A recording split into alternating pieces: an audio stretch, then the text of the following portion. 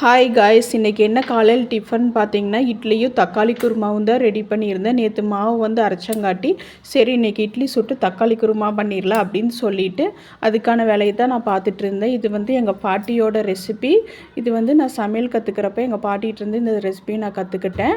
இது வந்து பார்த்திங்கன்னா எப்படி செய்கிறதுனா, தேங்காய், பொட்டுக்கடலை, தக்காளி, பட்டை, கிராம்பு, சோம்பு, கொஞ்சம் பிரியாணி இலை இதெல்லாம் போட்டு நல்லா அப்படியே வணக்கம் பச்சை அரைச்சி எடுத்துக்கட்டணும். அப்புறம் பார்த்துட்டிங்கன்னா கடாயில் எண்ணெய் ஊற்றிட்டு கடுகெல்லாம் போட்டுட்டு சின்ன வெங்காயம், பச்சை மிளகா, அப்புறம் இந்த அரைச்ச விழுது, மஞ்சத்தூள், உப்பு போட்டு அப்படியே இறக்கணுன்னா இந்த குருமா வந்து ரெடி ஆயிரும். இதுக்கு வந்து மிளகாய் தூளெல்லாம் போடக்கூடாது. இந்த பச்சை மிளகாயோட காரம் தான் இதுக்கு வந்து நல்ல ஒரு டேஸ்டியான ஒரு ருசியை வந்து கொடுக்கும். இது வந்து ரொம்ப நேரம் வந்து கொதிக்க விடக்கூடாது. ஏன்னா பொட்டுக்கல்லையெல்லாம் போட்டங்காட்டி சீக்கிரம் கெட்டியாயிரும். அதனால 2 கொதி விட்டுட்டு அப்படியே இறக்கிடணும்.